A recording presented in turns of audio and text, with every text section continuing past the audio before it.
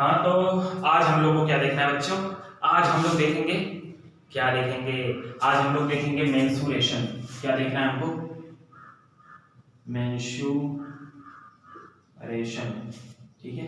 इसको हिंदी में बोलते हैं क्षेत्रमिति, ठीक है। मेंसुरेशन में हमको क्या पढ़ना है? अभी मैं क्लास 10th नहीं पढ़ा रहा, ना तो क्लास 9th पढ़ाऊंगा, ठीक। मैं बताऊंगा आपको मेंसुरेशंस का बेसिक। क्या बताना है मुझको आज? मेंसुरेशन का बेसिक। तो जिसको भी बेसिक का फंडा क्लियर नहीं है, ठीक, एकदम शुरुआत से मेंसुरेशन का एकदम बेस, ठीक है।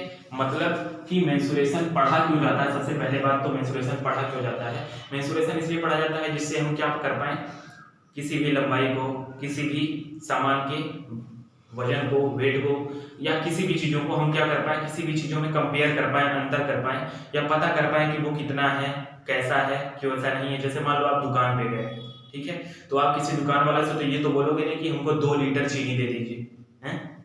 ये तो नहीं बोलोगे ना भाई 2 लीटर चीनी दे दीजिए हमको, ठीक। बोलेगा दुकान वाला पागल है, ठीक। अगर आप दुकान पे कोई सामान लेने जा रहे हो, ठीक, आधा किलो चीनी ले रहे हो, वो बांट रखा हुआ है 1 पाव वाला, तो आप समझ जाओ देख करके कि वो 1 पाव का रखा हुआ है, ना कि आधा किलो का, ठीक। तो आपको कोई बेवकूफ न बना पाए डेली लाइफ में। तो मेंसुरेशन जो है डेली लाइफ से रिलेटेड प्रॉब्लम्स के से रिलेटेड होता है, और ये समझना बहुत ही अच्छी चीज होती है, क्योंकि मेंसुरेशन जो है पूरी तरीके से व्यवहारिक गणित इसको बोलते हैं, ठीक है। एक तरीके से डेली लाइफ में हम इसको क्या करते हैं, इसको यूज करते हैं, ठीक। तो सबसे पहले हम मेंसुरेशन में क्या देखेंगे, मैं मिटा दूं इसको थोड़ी देर के लिए, ठीक। क्या हमको देखना है? सबसे पहले मैं बताऊंगा आपको कि कैसे यूनिट्स को चेंज किया जाता है, एक यूनिट को दूसरे यूनिट में। छोटे छोटे आप लोग जो होते हो, 1 मीटर में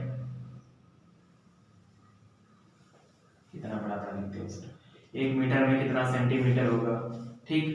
1 हेक्टोमीटर में कितना मिलीमीटर होगा। ये सब चीजें जो है छोटी छोटी हैं, लेकिन है तो बहुत छोटी छोटी चीजें, लेकिन ये समझना आपको बहुत जरूरी है। तो सबसे पहले हम स्टार्ट करते हैं milli, centi, deci, metre, deca, hecto, kilometre, या किया लिख देते हैं, ठीक है। क्या दिया? Milli, centi, deci, metre, deca, hecto, kilometre, ठीक है ना। Milli, centi, deci, metre, deca, hecto, kilo, ठीक है। ये क्या है आपका? अब देखो, अगर कोई चीज मेजर करने वाली, लेंथ मेजर करना है, तो यहाँ पे सफिक्स समय क्या आगे लग जाएगा, यहाँ पे क्या लगेगा? मीटर, मीटर, ठीक है। Millimetre, centimetre, decimetre, metre, deca, metre, hectometre, kilometre. और अगर वेट है तो मिलीग्राम, सेंटीग्राम, डेसीग्राम, ग्राम, ठीक, डेकाग्राम, हेक्टोग्राम, किलोग्राम, ठीक है। अगर लिक्विड है कोई तो मिलीलीटर, सेंटीमीटर, डेसीलीटर, और यहाँ पे लीटर, ठीक है, डेकालीटर, हेक्टोलीटर और किलो लीटर, ठीक है। अब आपको समझना क्या है? आपको यहाँ पे समझना ये है कि आखिर ये होता क्या है, ठीक है। आखिर ये क्या होता है, ये आपको समझना है कि हम कैसे लगाते हैं। तो एक काम समझते हैं और सब आप खुद से समझने की कोशिश करें जाए, ठीक भाई, ठीक है। चलिए क्या करते हैं मैं बताता हूं आपको। जब हम ऊपर से नीचे आते हैं, ठीक, जब हम कहां से कहां आते हैं, ऊपर से नीचे आते हैं, तो हम क्या करते हैं? डिवाइड करते हैं। समझिएगा ध्यान से, जब हम ऊपर से नीचे आते हैं तो क्या करते हैं? डिवाइड करते हैं, ठीक। और जब नीचे से ऊपर जाते हैं तो मल्टीप्लाई, मल्टीप्लाई करते हैं, ठीक, मल्टीप्लाई किया जाता है और यहाँ पे डिवाइड किया जाता है। समझिए क्या इसका मतलब हुआ। जैसे मैं आपसे पूछूं कि 1 मिलीमीटर बराबर कितना मीटर, ठीक है। मैं आपसे पूछूं कि 1 मिलीमीटर बराबर कितना मीटर, तो आप क्या करोगे? मिलीमीटर के आगे 1 लगाओगे। क्या मैं पूछ रहा हूं आपसे?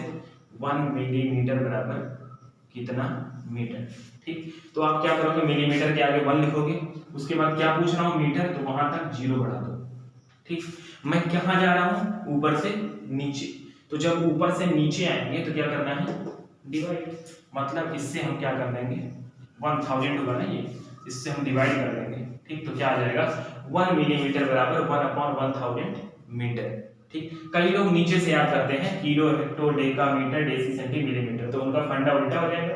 मेरा फंडा भाई उल्टा है, ठीक है। मैं ऊपर से पढ़ता हूँ milli, centi, decimetre, deca, hecto, kilometre. कई लोग पढ़ते हैं kilo, hecto, deca, metre, deci, centi, millimetre. ठीक है, तो उनका अलग फंडा चलेगा।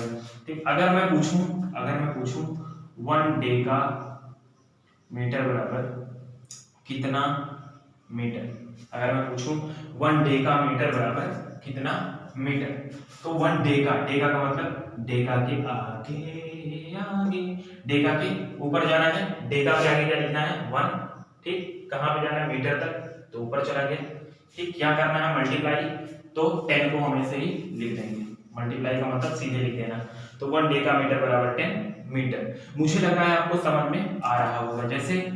जैसे आप जो जानते हो 1 मीटर बराबर कितना सेंटीमीटर, सबको पता है 100 सेंटीमीटर, तो लिख के लिखा जरा यहाँ पे 1 मीटर हो गया, सेंटीमीटर तक जाना है तो 0 0 क्या करना है मल्टीप्लाई, तो क्या हो गया 100 सेंटीमीटर। ये आपको समझ में आ गया होगा अच्छे तरीके से।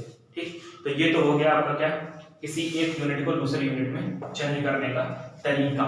और ये आना इसलिए जरूरी है क्योंकि बिना इसके जीवन अधूरा है। ठीक है, ठीक है ना, जीवन अधूरा मतलब मैथमेटिक्स अधूरी है भाई इसके बिना। ठीक है, अब हम मेंसुरेशन में जो पढ़ते हैं, मेंसुरेशन में हम 2 टाइप के फिगर के बारे में पढ़ते हैं।